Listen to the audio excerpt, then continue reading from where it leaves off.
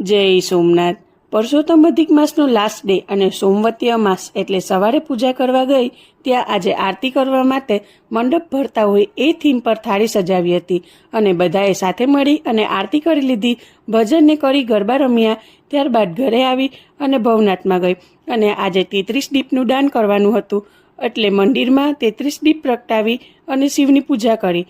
ત્યારબાદ જાગનાથ મહાદેવના મંદિરે ગઈ, ત્યાં દર્શન કરી અને મંડપ ભરેલો હતો એના માટે 108 માંડવી લઈ અને પ્રદક્ષિણા કરી લીધી અને ત્યારબાદ બપોરે ફાઇનલી વિસર્જનનો સમય આવી ગયો એટલે આરતી કરી અને વિસર્જન કરવા માટે નીકળી ગયા।